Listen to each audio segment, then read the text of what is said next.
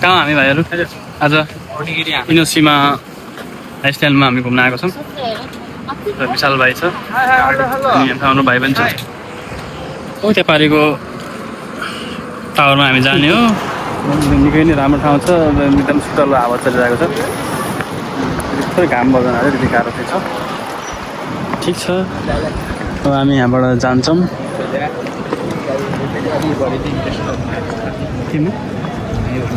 केमा ए यस्तो अब घुमेर जाऊँ भनेर क्या मैले अर्को हप्ता चाहिँ यही बुधबारसम्म अर्को त बुधबार काम छ नि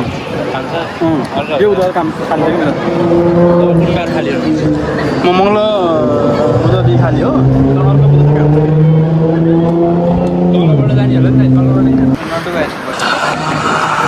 बडो राम्रो सिन छ हामी यो सीमा बिचमा आइपुगेका छौँ त्यो टावरसम्म जाने प्लान हो के अरे के हुन्छ हामी हिँड्दैछौँ हामीसँग छन् यहाँ अनार योद्धाहरू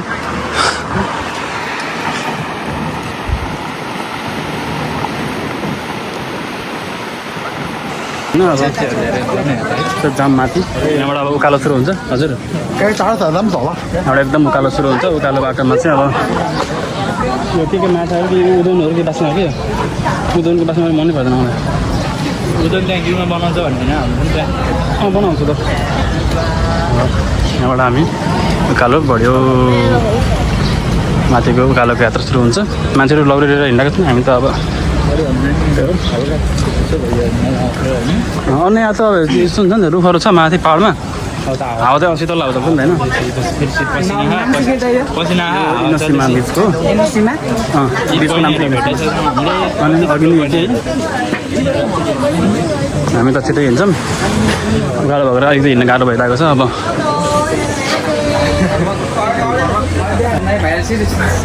लास्ट चाहिँ उकालो बाटो हिँडेको छ हामी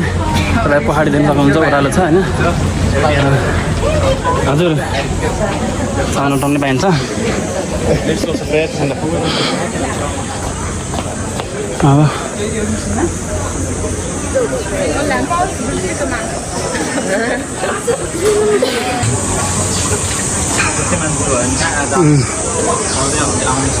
आरिगातो नि भाइ तिमीले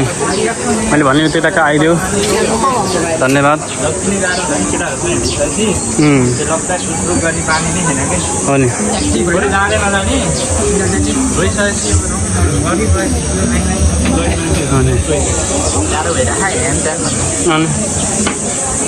यहाँबाट अब हाम्रो भराङ म उकालो छ त कसरी चढ्ने होला अब है हाम्रो पाहाडमा कति चढ्यो उकालो भराङ चढ्दा थाकेको छ हामी लास्ट थकाइ लाग्यो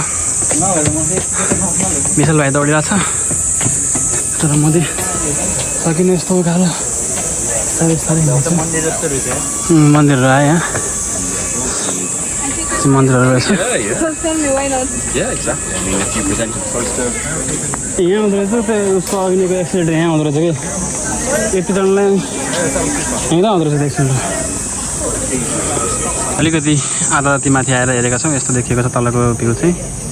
अझै माथि चाहिँ हामी जानु छ हामी यो भएर हुँदै अझै माथि चढ्नेछौँ र यता पनि बाटो छ यताबाट होला जस्तो लाउँदा पाइयो आधा राति आइपुग्दाखेरि यहाँ यस्तो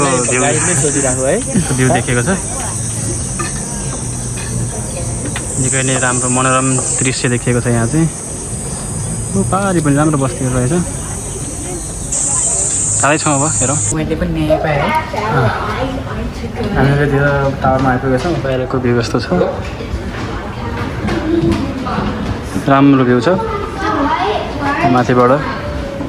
वरिपरिको दृश्य हेर्न सक्नुहुन्छ तर बिच साइड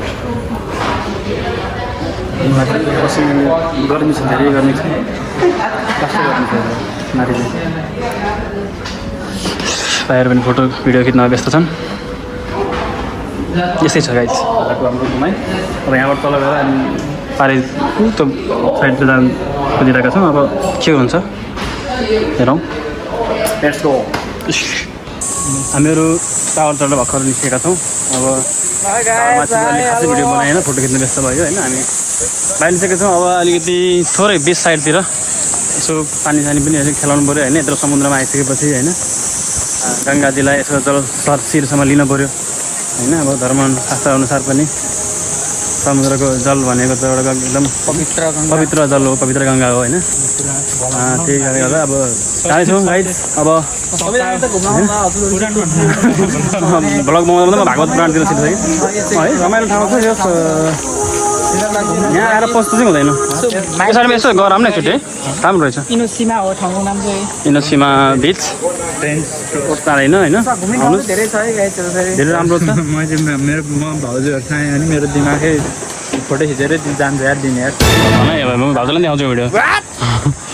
साँच्ची भने ल यस्तो राम्रो छ है एउटा चाहिँ फोटो खिच्नु पर्छ फोटोहरू खिच्न गेट पनि बनाइदिएको छ कहाँ हामी जस्तै फेरि घुमेर भ्याउँछ त यहीँ दिन बिताउँछ अनि यहाँबाट एउटा राम्रो भ्यू पनि देखिन्छ होइन मान्छे सामानमा त्यही मेन समस्या हुन्छ कि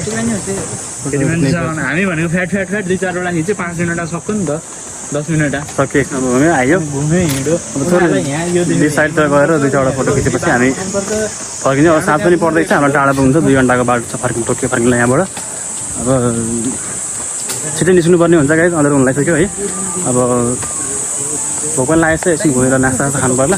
अनि हामी फर्किन्छौँ पहिलालाई चाहिँ एकछिन ब्रेक लिएर अनि हामी टी साइडतिर पानी खेलाउनु यसो त्यहाँ राम्रो पक्षहरू जस्तो रहेछ त्यहाँ जान्छौँ है त बस वाटर भ्यू गाइड्स हामी छेउमा आइसकेका छौँ खतरा भ्यू देखिएको छ यस्तो राम्रो ठाउँमा आउनु पाउँदा एकदम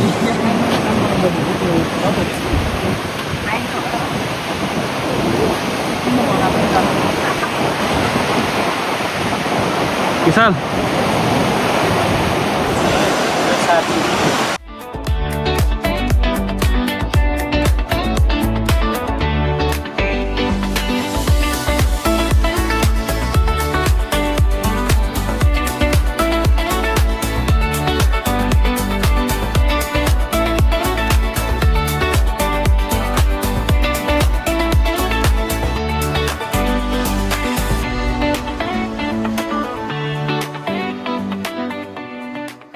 हामी समुद्रमा आइपुगेको छ यतिखेर तल साँझको मौसम छ अब 7:30 बजे हुन लागिसक्यो इनोसिमा बिचको माथि टावरदेखि टावरमा गएर फर्केर अहिले चाहिँ समुद्रमा चाहिँ त्यो पानीमा खेल्नुपर्छ भनेर आइपुगेका छौँ अब यहाँ एकछिन आधी घन्टा जति भुलेर हामी फेरि ब्याक टु टोकियो हामी हाम्रो ठाउँ फर्किन्छौँ एकछिन जति खोल्छौँ हामी आधी घन्टा बेलुका बखरको समय छ एकदम शीतलो भइरहेको छ घाम पनि लागिरहेको छ यतिखेर चाहिँ ठिक छ अब एकछिनमा हामी फेरि फर्किन्छौँ है त